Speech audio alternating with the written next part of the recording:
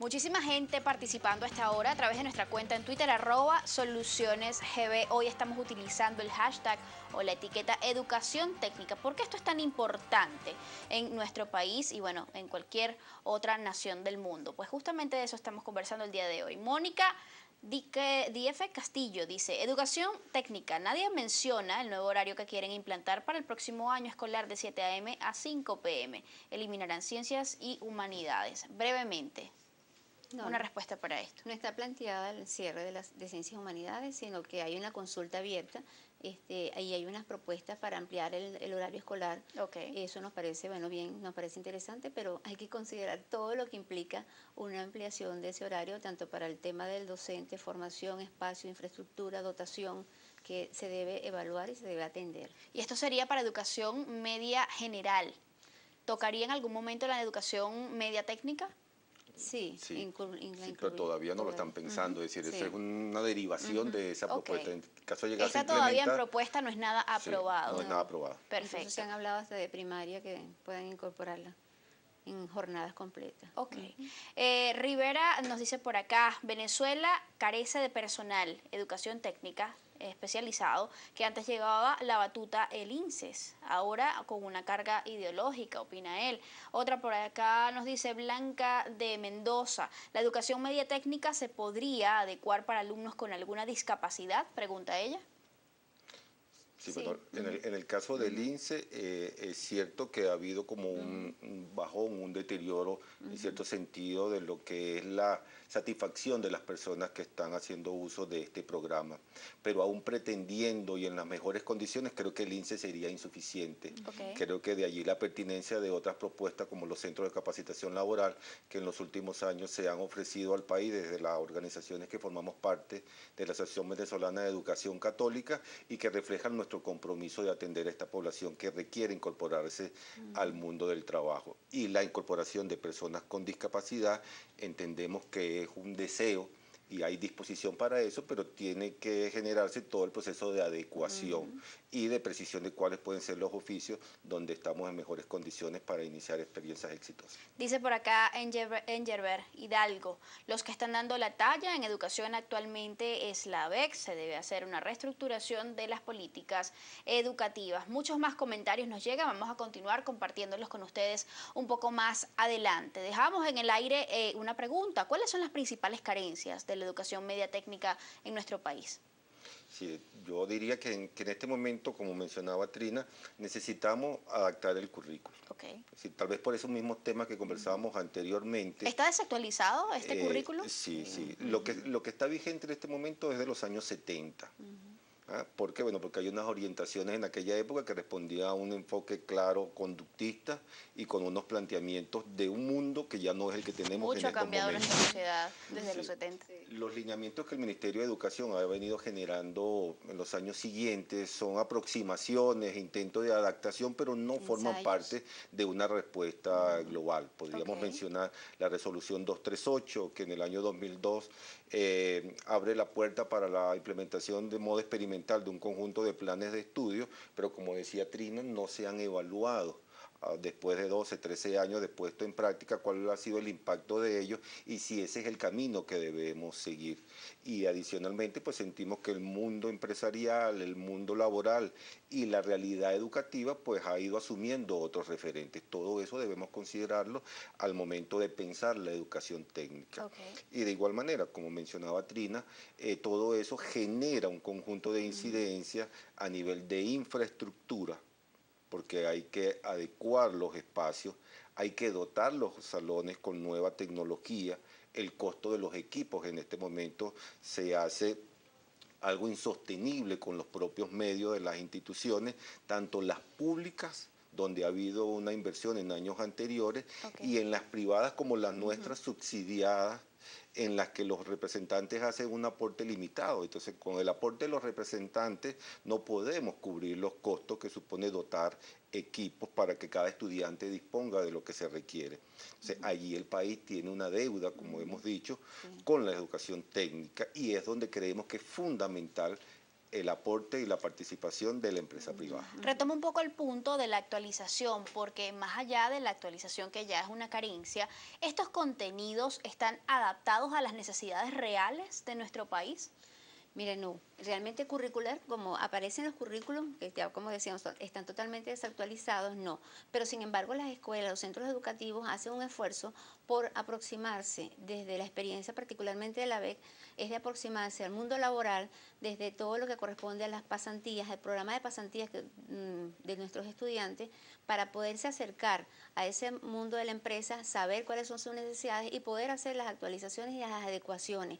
Son adecuaciones propias que están haciendo los propios centros con sus proyectos educativos para ofrecer esa formación mucho más acerca a la realidad de las necesidades del sector productivo donde se van a insertar desde las pasantías a estos jóvenes. Entonces es tratando de hacer una aproximación y una adecuación, pero eso requiere que se evalúe y que realmente se apropie porque son iniciativas particulares. Okay. La idea es que esto venga desde políticas del Estado que se van orientando hacia eso. Por eso esa desactualización nosotros consideramos que tiene que revisarse. Hay un esfuerzo, pero sin embargo necesitamos todavía acercarnos mucho más y poder hacer algo mucho más sistemático que se pueda fortalecer. Adelante, profesor. Sí, yo creo que adicionalmente hay un tema que tiene que ver con los docentes que llevan adelante la formación técnica. Es decir, en el país tenemos que preguntarnos cuáles son las instituciones que están formando los docentes que van a ir a trabajar en las escuelas técnicas. Y en este momento la realidad es que tenemos un conjunto de profesionales no docentes que están dando su mejor aporte para la educación técnica y que creo que socialmente no le correspondemos. Es decir, ¿por qué? ¿Por qué son no docentes quienes están, digamos, asumiendo esa responsabilidad? Sí, primero porque hay una necesidad, una demanda de que en estas escuelas técnicas se tienen que dar determinados contenidos y los mejores preparados, dada la carencia de docentes formados para ellos, son algunos ingenieros o algunos profesionales de otras áreas que dominan los contenidos y que adicionalmente tienen experiencia laboral, que reúnen como esa doble condición necesaria para una educación técnica de calidad.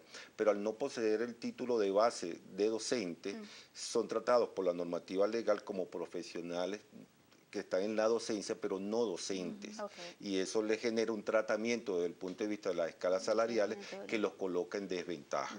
Si habría que hacer algún llamado en estos momentos a las autoridades, es a revisar esa realidad. Porque la educación técnica en el pasado se nutrió de mucho profesional que hizo su aporte al país. Y hoy en día un profesional puede decir claramente, no me interesa la educación técnica, porque aunque me gusta todo ese mundo, pero necesito conseguir los medios para la satisfacción de las necesidades personales y allí no me lo brinda. Y si ya es difícil conseguir docentes en otras especialidades como matemática y física, pues cuánto más cuesta arriba se puede hacer conseguir a un profesional, a un ingeniero, por ejemplo, que pues pueda devengar al mes lo que puede ganar con un solo trabajo, ¿no?, que realice. Sí. Pues ahí es donde creemos que socialmente hay una deuda con todos estos profesionales que tenemos que agradecerles su entrega y su opción por la educación técnica. Sin ellos el panorama sería mucho más complicado. Y como decíamos antes, el aporte de estos ingenieros, de estos profesionales no docentes y el aporte de los docentes, porque también hay gente que se ha formado en las universidades, en los pedagógicos y que se ha integrado a la formación técnica, ha permitido constituir en nuestras instituciones equipos de trabajo interdisciplinarios, como se dice hoy en día, y cada uno de su campo específico de formación hace el aporte para que ese estudiante reúna las competencias que se aspira. Entonces, creemos que necesitamos que esos docentes que están en la educación técnica sean socialmente reconocidos, valorados y promovidos para que haya nuevas personas que quieran tomar la batuta y generar la formación del relevo que el país requiere. Como ya lo habíamos mencionado, hay solo un 15% de los jóvenes que cursan educación media en nuestro país que se van hacia estos programas de educación media técnica. Vamos a ver en cifras cuál es la situación real de justamente la educación media en el país y al regreso analizamos algunos de estos contenidos. Allí lo tienen.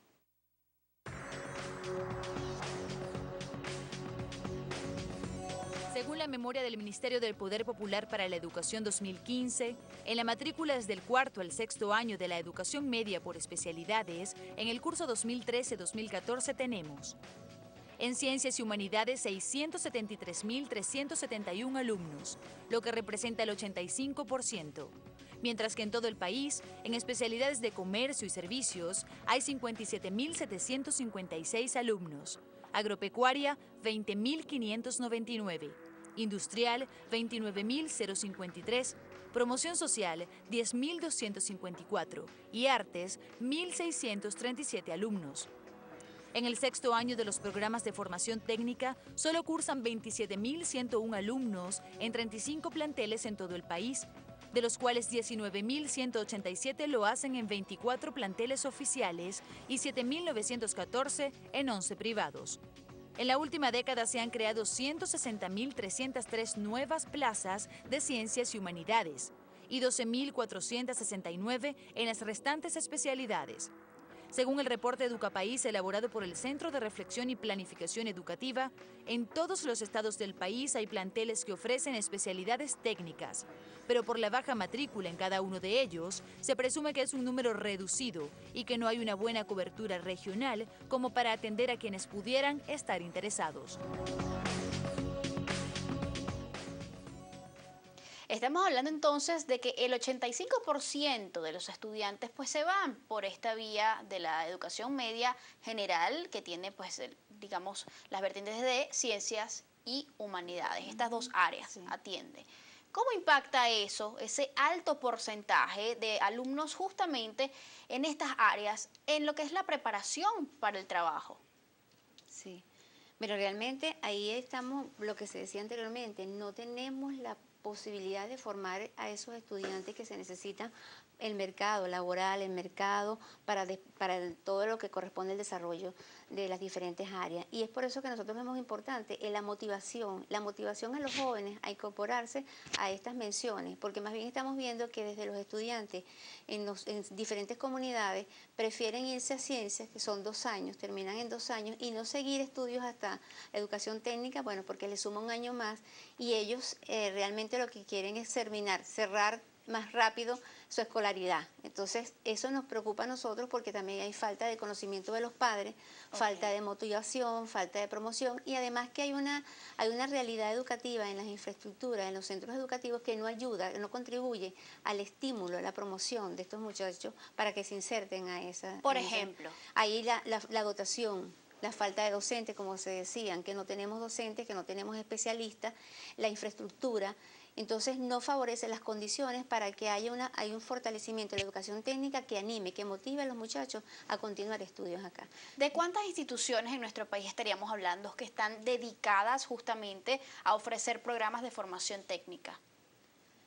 Bueno, en AVE tenemos ahorita 222 centros educativos que están trabajando, están haciendo un esfuerzo por hacer este trabajo. Por supuesto que desde iniciativas, como ya lo decía anteriormente, en la revisión del currículum, adecuándolo, haciendo adaptaciones, debatiéndonos también en la necesidad de tener los docentes que realmente cumplan y respondan a estos requerimientos, porque no los tenemos, se hace mucho esfuerzo, se motivan a estos profesionales no graduados para que se incorporen, pero vemos que en el transcurrir del tiempo estos profesionales también nos siguen porque no son realmente bien valorados, reconocidos, no se reconocen como graduados, sino más bien se mantienen en las nóminas como personal no graduado, que esto les mejora económicamente. Entonces esto no permite que haya una calidad educativa de acuerdo a estos profesionales. Por otra parte, también hay unos esfuerzos también por mantener una infraestructura adecuada, pero que no corresponde por los altos costos, las carencias de materiales, no contamos con los recursos. Bueno, el Estado, en este caso, tenemos las escuelas subvencionadas que ofrecen unas partidas para el pago de personal, pero que no cubre lo que corresponde a la vez a la dotación, a cubrir las necesidades de dotación, a mantenimiento de estos centros, a todo lo que requieren. Entonces, hay unas necesidades allí que hay que atender para motivar realmente a que estos estudiantes se vayan hacia las carreras técnicas y no opten por lo que es ciencias humanidades, no desvalorizando también el sentido de lo que tiene la educación en ciencias y humanidades, se reconoce, pero la otra parte también necesita mucho más promoción, mucho más esfuerzo y más atención. Tenemos que hablar también sobre, digamos, qué experiencias existen en otros países de Sudamérica que pudieran ser replicables acá en nuestro país. ¿Cómo se trata la educación media técnica en otros países de la región? De eso vamos a hablar al regreso. Tenemos que hacer una nueva pausa y ya venimos.